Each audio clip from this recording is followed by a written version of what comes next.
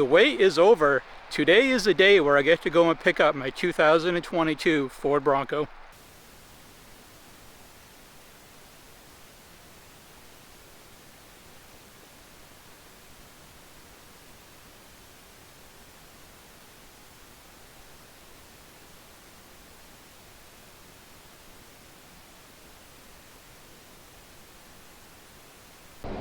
Well, I finally have my 2022 Bronco. Doesn't seem real so far. I have to do like an actual impressions video because I just left the dealership. I have 9.8 miles on it. I picked it up with 9 miles on it, so I have very, very little time with it. I haven't figured out anything as far as setting up anything in here yet. Got all the paperwork done at the dealership, and now I'm on my way home to try and figure out all this stuff and all this tech in the Bronco, because this has a lot of stuff in it. My last vehicle was a 2018, so I had a good amount of tech, but this is like a different level, and it's surreal actually. And I know everyone wants to know, how long did it take to get your Bronco? I'm doing a whole video on the exact time frame, step by step, of when I ordered, when my order was confirmed, delays, delivery dates that were broken by delays, up until my final, when it was actually built, how long it took to ship, and all that stuff. So all that is coming up in more videos. If I was going to go over the entire package of everything that I got with this vehicle and the buying experience as far as a time frame from Ford, this video will be way too long, and I want to break these up into segments so it's more focused on one specific topic than being kind of all over the place. I will say right from the very beginning, this drives so nice. And I know you can say that about any brand new vehicle that you drive off the lot. Oh my god, this drives so nice. I traded in a 2018 Escape with 70,000 miles on it. So of course anything driving off the lot is going to feel extremely well as far as how it handles and drives. Brand new tires, brand new suspension, all that stuff. But despite all that, beyond that, it drives really well in my short 2 miles that I've had it actually. I did go back and forth on the color. And I will say this regarding options and stuff that I picked on it. I originally picked, it was a race red that I originally went with for this. And I changed my mind. Luckily I did just in time, because 3 days after I made the change in the color is when I got my production date scheduled. So after that happens, you can't make any changes at that point. But as you saw from the walk around that I did get Velocity Blue. And as nice as the race red looks, this Velocity Blue, it just pops so much. And I've seen so many different shades of the Velocity Blue depending on the weather conditions at the time. Today it's overcast, cloudy, and rainy. Horrible day to pick up a brand new vehicle, but this is what I got stuck with. But it is a very, very deep, dark blue, which I like a lot. And the direct sunlight, it kind of changes a little bit. It looks a little bit different in the sun. So it's kind of cool. It's not like a colored shifting paint or anything, but it does have different shades of blue depending on the sunlight and the weather conditions that you're in. My first initial impression on this is just so good. I mean, I didn't think I would get the Bronco when I did. I'm not going to go into specific timelines and dates for this video, but man, I didn't think it would happen when it did, which is a plus for me. And the last 24 hours was pretty crazy, because I got my ship notification from Ford a little while ago, and the dealer texted me yesterday, my salesman. They got actually a couple Broncos at that time off the transport truck, and he said, "Did you order a 2-door?" And I said yes. And I asked him, "Is it Velocity Blue?" And he says it is. And I'm like, well, pretty good shot that's mine. And he said, "Let me check the VIN and I'll get back to you." once it's loaded off the truck and he can check the verification for it.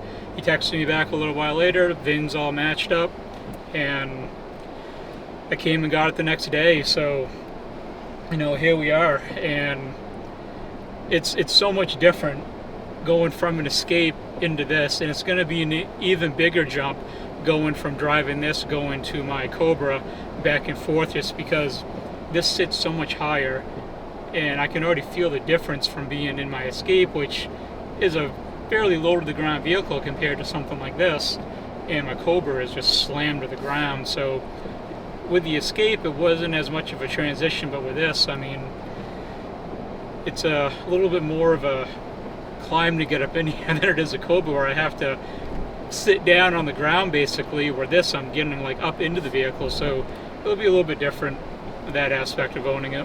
So it is kind of cool having such a rare vehicle at this point, even though it's a mass-produced vehicle, because of the whole hold-up with Ford and all that stuff is just really, really tough.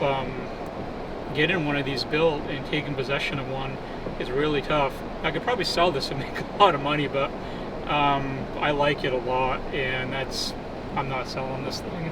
It's pretty damn cool. I've done enough talking for this part of the video. I'm going to do another walk around of it when I get back to the house in the driveway. Kind of stopped at a park and ride real quick. I'll go over some mods that I have planned for it, some of the exterior stuff that has already been modified on it. I'll go over that real quick. So we'll pick the video up once I get back home, and then we'll close it out after that. So I made it home with a Bronco. Very wet, soggy drive home. It's already filthy, which I know you're saying it's a Bronco, it's supposed to be dirty. I just bought it, I wanted it to look nice for a little bit, but I'll get it all cleaned up next week. A few things that I wanted to go over. If you couldn't already tell from the earlier footage, it is in Outer Banks. I do plan on doing stuff to this vehicle. I do want it to be featured on my channel. The channel's mostly featured around my 2004 Cobra, but this Bronco will be on here fairly often as I do things to it over time, and possibly take it on some off-road adventures. How serious it gets, we'll have to wait and see. It's not going to be like Moab type King of the Hammer stuff, but I might do some light off-roading with it. One thing I'm going to change early on, I am going to plasti dip this badge. I want it flat black. I don't like chrome, which also brings us to the point of the wheels. I don't hate the wheels. They actually look pretty nice for stock wheels, but the plan is to put 35s on it. That's the plan right now. So that will be coming before too long. As you can see, I do have the modular front bumper, so I will be doing some fog lights at some point. We'll have to wait and see when that happens. It won't be right off because it's not a huge priority. And I already asked Apollo what he thinks of the Bronco. What do you think of the Bronco? You like it? You like the Bronco? That means yes. And he smells like a skunk because he got sprayed a few days ago. But we're going to go onto the inside, and I'm going to show you a couple things on the interior real quick, and then we'll close this out from there. One thing that I wanted to point out, and I'm not going to go over every single option that I got on the Bronco. That will be for the next video where I go over every option that I picked for this. One thing I wanted to bring up is, and one of the options I will talk about right now, is I did get the Lux package.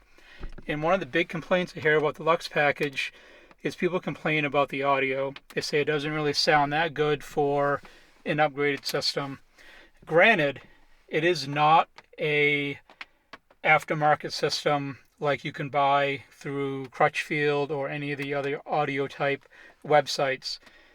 It's not that level, but it is good. And I'm not an audiophile or anything like that, but I know good audio when I hear it, and this audio is good for what you pay for, in my opinion. You're not just paying for the audio of the Lux package. There's other stuff that comes along with it, of course, but speaking purely on the audio standpoint, I think it sounds really good. And I'll show you one thing in the options real quick that I think helps improve how it sounds that maybe a lot of people don't know about. Okay, one thing I wanted to show you real quick. You go into settings and then sound. you have all these tone, balance and fade, all this stuff. And you go to sound mode, you have an option for stereo and surround. I'm not sure how many people are listening to this audio system in stereo and how many listen to it in surround, because in surround it sounds really damn good. It hits hard. The bass hits pretty damn hard. I was listening to Metallica on the way back home after picking this up, and it sounds pretty damn good. So if you were to leave it in stereo, it definitely sounds, it still sounds okay, but not as good as it does in surround. And you can go back, and of course you can adjust the balance and fade, which I haven't touched yet. The tone settings, I haven't really played. I moved these up a little bit, but then I ended up resetting and put it back to normal, but I may adjust those a little bit. I'm not sure exactly what the speed compensated volume means. I haven't set up all, I haven't connected my phone. It does connect my Apple iPhone through Bluetooth, but I still have to upload all of my contacts and all that stuff. That hasn't been done yet. There's so much stuff in here that I haven't even touched yet. Of course, you have the navigation, the CarPlay, all the apps and all that stuff, and features, and these your zone lighting, the owner's manual. There's so much stuff to look through on this that I'll get to it at some point. I drove a little bit in eco mode and a little bit in normal mode on the way home. Haven't even gone through a tank of gas yet. I only have, as you can see, 41 miles on it. But I'm going to do a few videos on what this gets for gas mileage in each mode, as far as normal, sport, and eco, just to see if there's really any difference or not. Maybe there won't be, but I just, for video sake purposes, it will take time to compile all the data.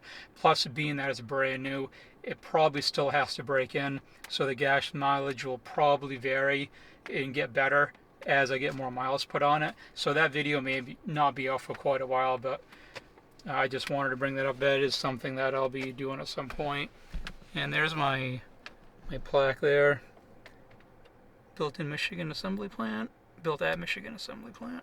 That's pretty cool. I know the first edition ones are different. I didn't know all of them came with that plaque though, so that's pretty cool. So I'll just about do it for now. Let me know what you think of the Bronco. Let me know if you have a Bronco on order, if you've already gotten your Bronco, and what you have planned for it. I'd like to know everyone's stance on as far as their Bronco, if they have it yet or if they're looking to get one. And like I said earlier in the video, I do plan on doing a video on the entire timeline of what it took to get this two-door built, and from the day that I walked in the dealership to order it to the day that I picked it up, or the day that it was actually delivered, because I picked it up the next day after it was actually delivered. But that's all coming up in future videos, so if you want to see all that stuff, make sure you're subbed and turn the notifications on so you don't miss that stuff. But thank you very much for watching.